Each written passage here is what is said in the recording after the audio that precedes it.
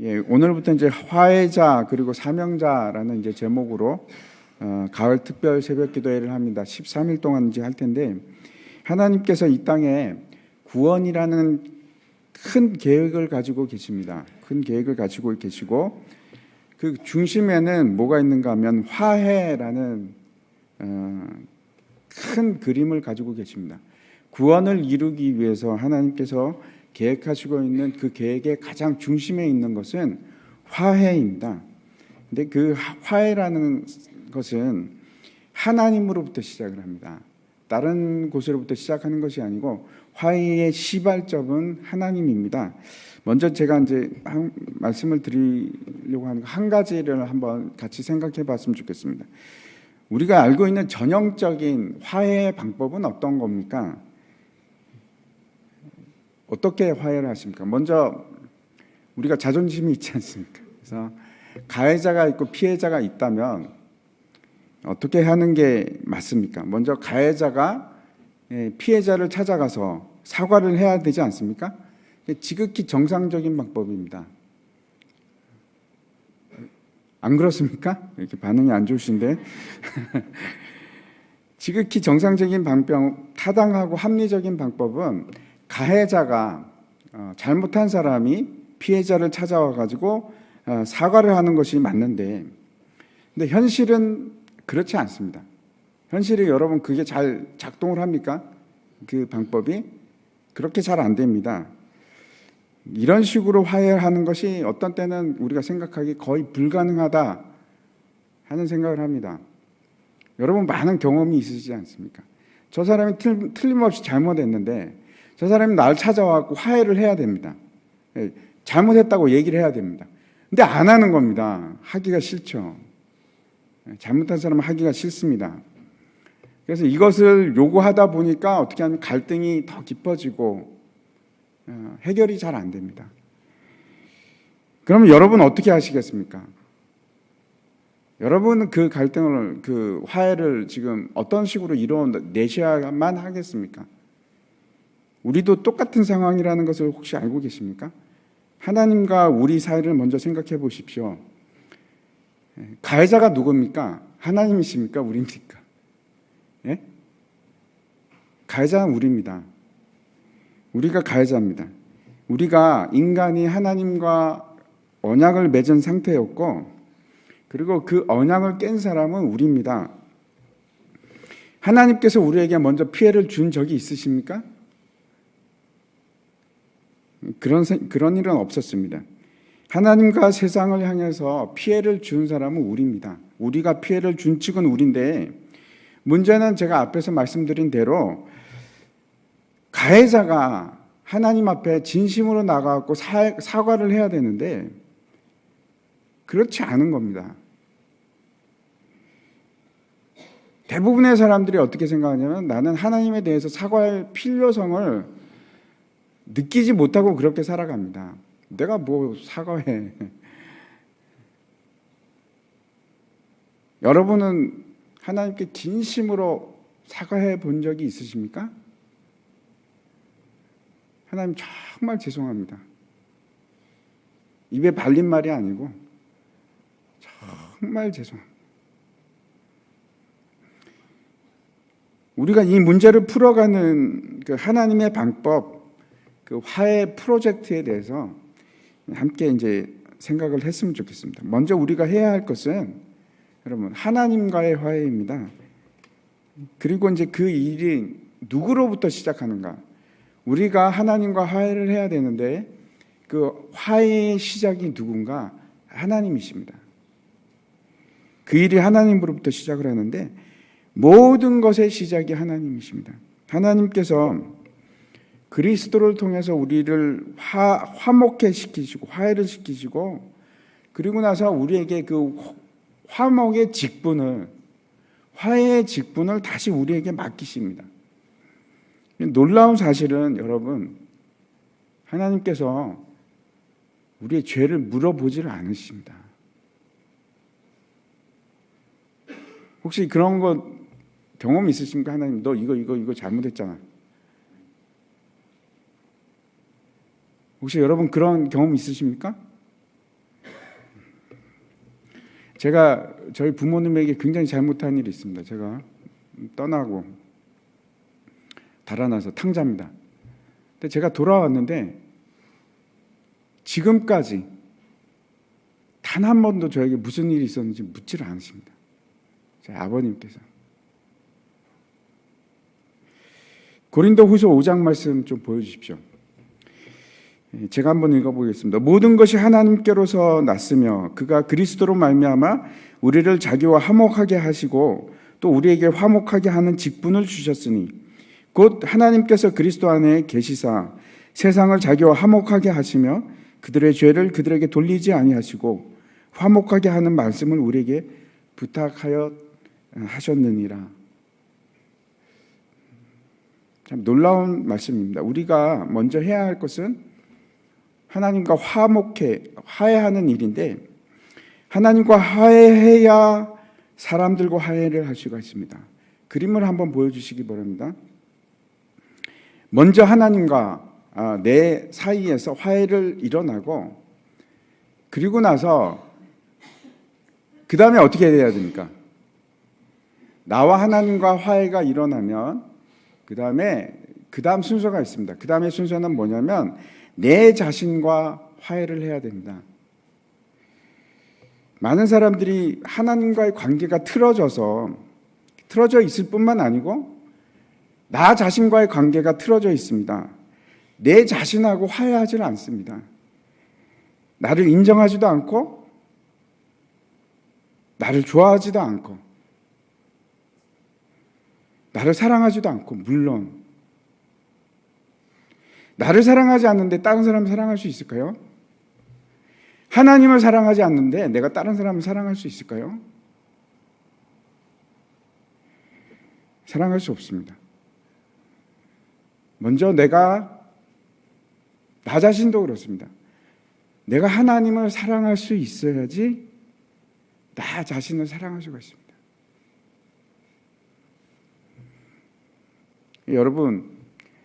여러분 자신과도 화해하셔야 됩니다. 그렇게 될 때 그때 사람들과 화해할 수 있습니다. 사람과 화해하면서 그리고 이제 세상 모든 것들과 화해하는 화해 직분을 여러분이 할 수가 있습니다. 세상 사람들은 하나님과 전혀 화해할 마음도 없고 화해하지도 않으면서 사람들과 화해하려고 합니다. 우리나라에 얼마나 많은 갈등들이 있습니까? 수많은 갈등들이 있습니다. 정치하는 사람들 보면 우리가 그런 생각을 합니다. 저 사람들은 싸우기 위해서 태어났나? 그런 생각도 하기도 합니다. 여러분 가정을 한번 생각해 보십시오.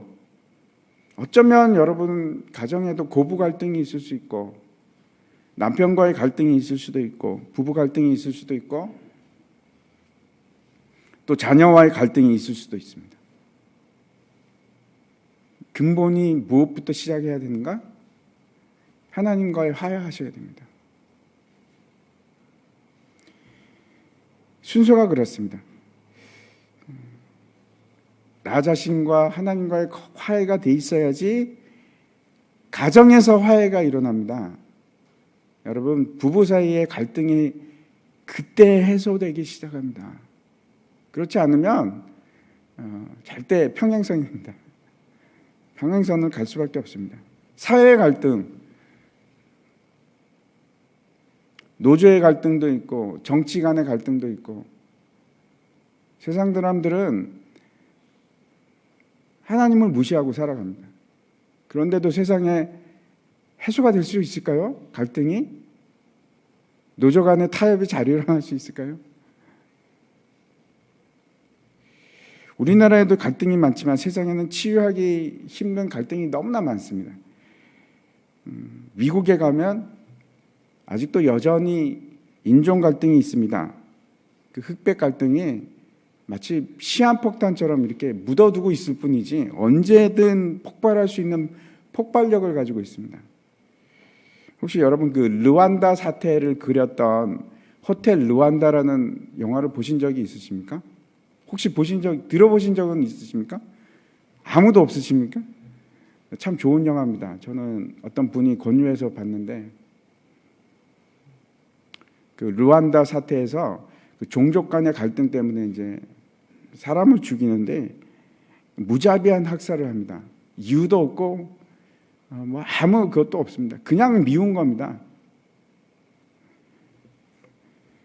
징후가 그 무시무시한 징후가 보면서 그런 생각을 합니다. 저 징후가 나에게도 있구나. 그런 크고 무시무시한 갈등뿐만 아니고 우리 주변에 얼마나 많은 갈등들이 있습니까? 우리 교회 안에도 그렇습니다. 여러분, 우리 교회 안에도 많은 갈등들이 있습니다. 사람들이 있는 곳이 그렇습니다. 세상에서는, 사회에서는 갈등이 생기면 어떻게 하면 되냐면 그냥 안 보면 됩니다. 멀어지면 됩니다. 저 사람하고 난 상대 안 해. 안 보면 되는데 교회는 안 그렇습니다. 계속 봐야 됩니다. 그리고 계속 사랑하려고 노력해야 됩니다. 어떻게든 갈등을 무시하는 것이 아니고 해결하셔야 됩니다. 하나님께서 우리에게 성령으로 한 마음을 품으라고 말씀하셨기 때문에 한 지체가 된다는 것은 서로를 무시하고 안 보는 것이 아닙니다. 한 지체가 되는 것은 사랑하는 겁니다. 너무나 불가능한 일 같지 않습니까?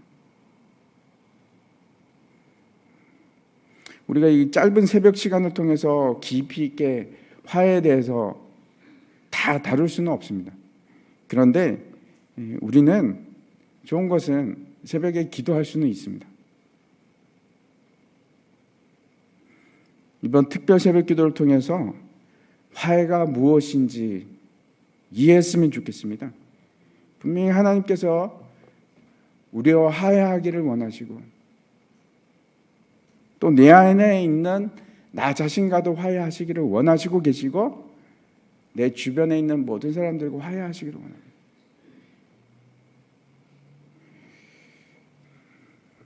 더 나아가서 세상의 모든 사람들과 세상의 모든 것들과 화해하는 그런 사명자가 되었으면 좋겠습니다.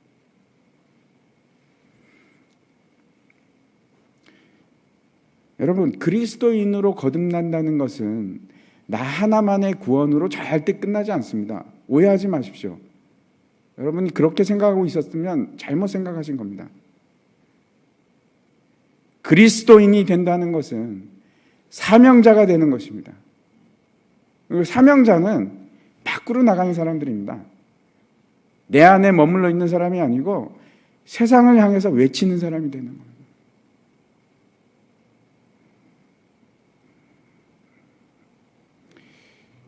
하나님께서 이 화해의 프로젝트를 예수 그리스도 한 분으로 시작하셨습니다.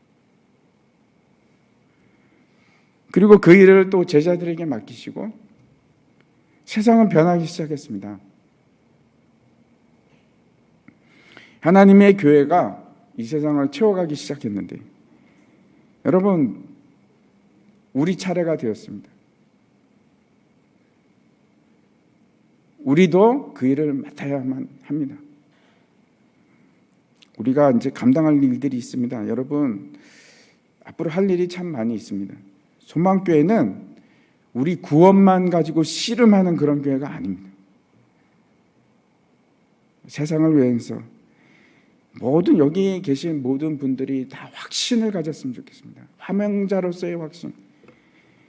방관자가 아니고 사명자로서, 화해자로서. 이번에는 제가 이제 참고하는 책들이 많이 있습니다. 저거보다 훨씬 많은데 그 중에서 제가 몇 권만 저렇게 뽑았습니다. 그래서 포기하십시오. 지난번이나 제가 책 추천하고 그 책을 위주로 특별 새벽 기도를 했었는데 이번에는 그렇게 하지 못합니다. 그래서 물론 이제 책을 얘기해 달라고 하면 제가 권해드릴 수는 있지만 너무 많아갖고 포기하시기면 좋을 것 같습니다. 이번 특별 새벽기를 통해서 우리 생각의 범위가 좀 넓어졌으면 좋겠습니다. 내 가족, 내 교회뿐만 아니고 이제 우리가 눈길을 돌려서 세상으로 향했으면 좋겠습니다. 적어도 우리 주변의 이웃들뿐만 아니고 우리 나라도 생각하고 이 온 세상도 생각하고 세계도 생각하고 화해 사명의 역할이 이제 미치기 시작했으면 좋겠습니다. 하나님께서 우리에게 그런 비전을 주셨으면 좋겠습니다. 어떤 것인가 하면 나도 하나님의 화해의 사역자가 되겠습니다. 내 나이하고 상관없습니다, 여러분. 나도 그리스도의 대사가 되겠습니다 하는 비전이 여러분 마음속에 생겼으면 합니다. 오늘 본문을 다시 한번 보도록 하겠습니다. 21절과 22절 같이 한번 읽어보겠습니다. 한번 더 읽어보겠습니다. 같이 읽겠습니다. 시작. 전에 악한 행실로 멀리 떠나 마음으로 원수가 되었던 너희를 이제는 그의 육체의 죽음으로 말미암아 화목하게 하사 너희를 거룩하고 흠 없고 책망할 것이 없는 자로 그 앞에 세우고자 하셨으니. 먼저 우리의 상태가 어떤지 말씀하고 있는데 하나님과 우리 사이는 여러분 원수였습니다. 원수. 김원수 집사님 죄송합니다. 원수입니다. 어떤 분들은 그렇게 말씀하실지 모르겠습니다. 아니요, 저는 하나님과 원수 관계였던 적은 없는데 하나님과 원수 아닙니다. 저는 이렇게 말씀하실 분이 계실지 모르겠는데 그렇지 않습니다. 우리는 하나님 나라에서 반역을 했던 반역자였습니다. 하나님 인정할 수 없어. 나는 내 힘으로 살 거야. 외로워도 슬퍼도 혼자 갈 거야. 나는 혼자야. 반역입니다. 그 원수입니다. 그게 피조물과 창조주의 관계를 무시하고 하나님을 멸시하는 겁니다. 그거보다 큰 죄는 없습니다. 그 세 가족 중에 한 집사님이 이제 이야기를 하는데 남편이 교회를 잘 다니시다가 어느 날 무슨 일인지 모르겠는데 시험에 들으셔서 발걸음을 뚝 끊으신 겁니다. 교회에. 여러분 어디에 문제가 있습니까? 목사님에게 문제가 있습니까? 그럴 가능성이 굉장히 큽니다. 보통은 그렇습니다. 그럴 수도 있고. 아니면은 교인과의 문제일까요? 하지만 진짜 문제는 어디에 있는가 하면 하나님과의 관계 문제입니다. 하나님과 먼저 화해를 하지 않았기 때문에 그렇습니다. 교회에는 나오기는 하지만 여전히 하나님과 원수지간을 벗어나지 못한 상태에서 그럴 수 있습니다. 우리 처음 시작은 하나님과의 원수지간입니다. 원수로부터 시작을 했는데 어떤 자로 만드시는지 한번 잘 보시기 바랍니다. 22절 한번 보시면 하나님과 그 원수됐던 자를 어떤 자로 만드시기를 원하는가 하면 거룩하고 흠없고 책망할 것이 없는 자로, 그런 자로 만드시기는, 원수를 거룩하고 책망할 것이 없는 흠없는 자로. 이것이 하나님의 여러분을 향한 계획이십니다. 그것이 가능할까? 야, 어떻게 원수가 저렇게 될 수 있을까? 흠이 없다니, 거룩하다니. 여러분 불가능하게 느껴지지 않으십니까? 다시 한번 22절 잘 보시기 바랍니다. 여기 비밀이 있습니다. 이 일이 가능케 하는 비밀이 있습니다. 그 육체의 죽음으로 말미암아 그 불가능한 일을 어떻게 가능하게 하는가? 예수 그리스도의 죽음으로 말미암아 그 일을 가능케 하십니다. 너무나 놀라운 일은 하나님과 우리 사이에서 용서를 구해야 할 자는 누군가 하면 바로 우리인데, 분명히 하나님께서 우리를 불러서 너 말이야 좀 잠깐 얘기 좀 해봐. 너 잘못한 건 뭐지? 말해봐. 네 입으로 말해봐. 여러분 자녀들에게 그렇게 하지 않습니까? 바른 대로 말해봐. 네가 몇 대를 맞아야지 네가 정신을 차리겠니? 잘못했어 안 했어? 그러면 우리는 하나님 앞에 가서 예 맞습니다. 잘못했습니다. 죽을 죄를 지었습니다. 하는 게 맞지 않습니까? 여러분 그게 맞다고 생각하기 때문에 여러분 자녀들에게 그렇게 하지 않으십니까? 그게 일의 순서처럼 보이는데 하나님께서 그렇게 하지 않으셨습니다.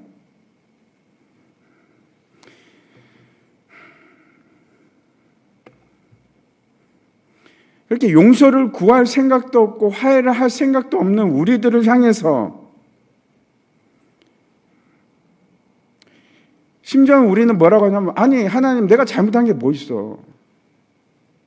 그렇게 대들던 우리를 지켜보시면서 자신이 그 죄를 다 뒤집어 쓰십니다. 난 잘못한 게 없어. 마음대로 해봐 하는 우리들을 향해서 우리를 지켜보시면서 대신 어떻게 하냐면 자신의 독생자 예수 그리스도를 죽이시는 겁니다. 독생자를 죽이시고 그것으로 화해의 손길을 내미는 겁니다. 내가 해결했어. 괜찮아. 너는 내 손을 잡기만 하면 돼. 그러면서 하시는 말씀이 난 너를 사랑해 이렇게 하십니다. 요한일서 말씀 한번 보여주십시오. 하나님의 사랑이 우리에게 이렇게 나타난 바 되었으니 하나님이 자기의 독생자를 세상에 보내심은 그로 말미암아 우리를 살리려 하심이라. 사랑은 여기 있으니 우리가 하나님을 사랑한 것이 아니요 하나님이 우리를 사랑하사 우리의 죄를 속하기 위하여 화목제물로 그 아들을 보내셨습니다. 이것이 하나님의 화해 방법입니다. 우리의 방법과는 너무나 틀리지 않습니까? 저는 이런 하나님의 화해, 도저히 말도 안 되는 화해 방법, 어떻게 이런 식으로 화해를 하시지? 그 방법에 저는 무릎을 꿇었습니다.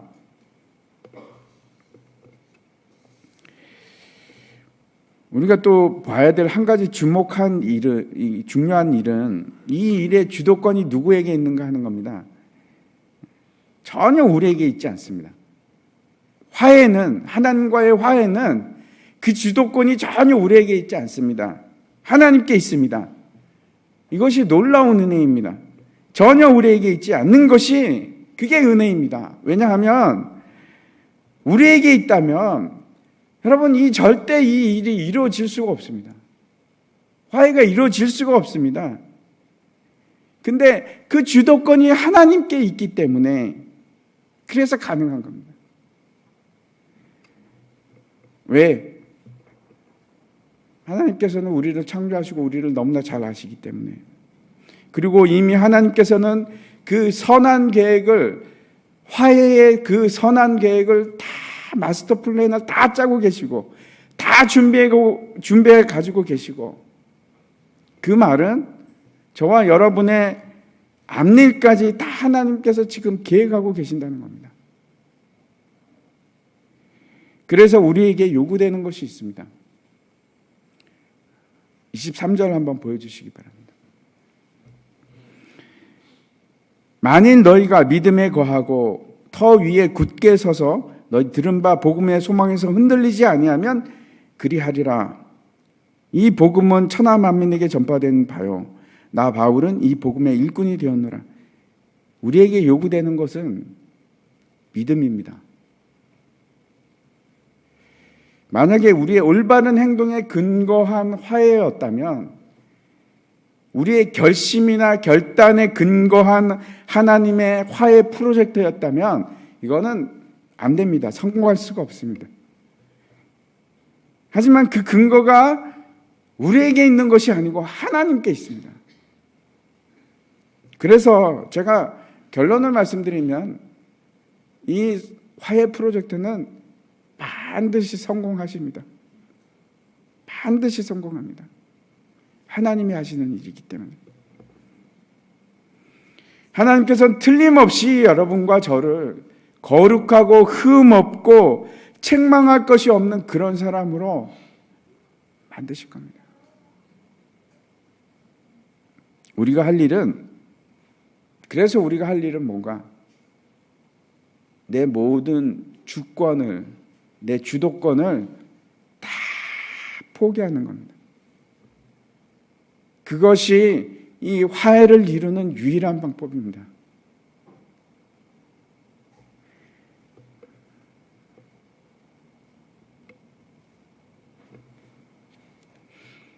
하나님이 행할 수 있도록 내 생각과 내 의지를 다, 내 주권을 다 내려놓고, 그렇게 되면 내 마음을 바꾸는 것도, 내 생각을 바꾸는 것도, 내 감정을 컨트롤하는 것도 내가 아니고 하나님이 하시는 겁니다. 여러분의 감정도 하나님께 맡기십시오. 여러분의 마음도 하나님께 맡기십시오. 여러분이 컨트롤하려고 하지 마십시오. 불가능합니다. 절대로 안 됩니다. 여러분의 미움의 감정도, 험악한 감정도 다 하나님께 맡기십시오. 여러분이 할 수가 없습니다.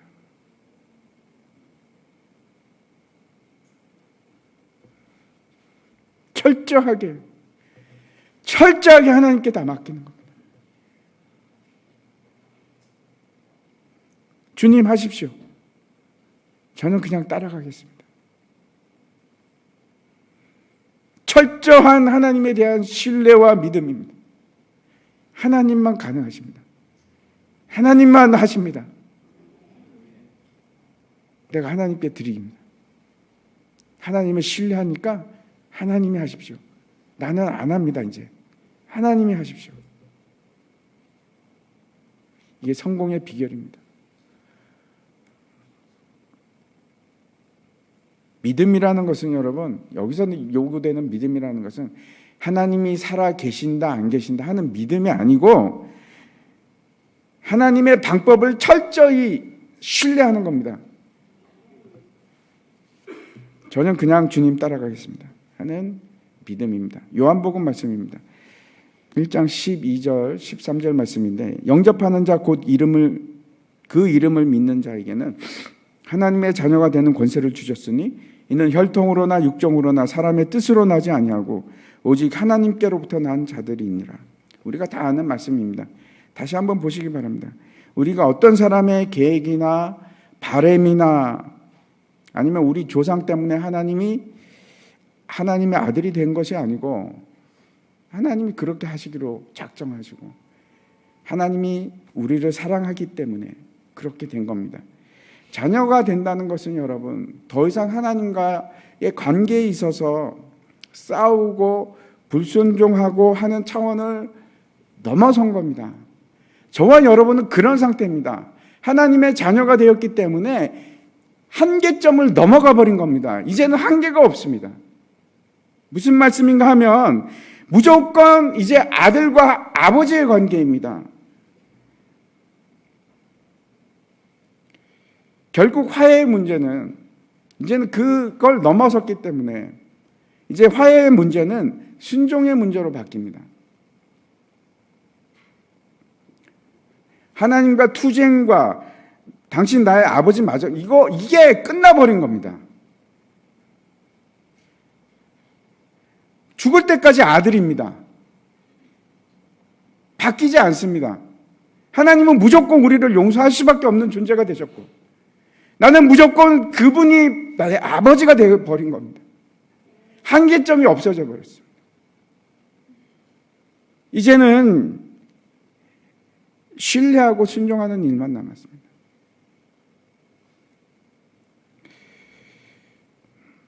내가 아버지에게 순종한다면 이제 더 이상 싸울 일도 없고 평안만 있습니다. 그 하나님을 신뢰하십시오. 나를 신뢰하지 마시고 이제 하나님만 신뢰하기로 그렇게 하는 겁니다. 그게 화해입니다. 그게 하나님과의 화해입니다. 이제 다시 한번 제가 말씀드려요. 화해에 있어서 내가 할 일은 하나님을 전적으로 신뢰하는 겁니다. 그분의 방법을 전적으로 신뢰하고 그분의 방법대로 순종하는 겁니다. 이제 토 달지 마십시오. 하나님의 일에 토 달지 마십시오. 내 의견은 필요 없습니다. 하나님이 하십니다.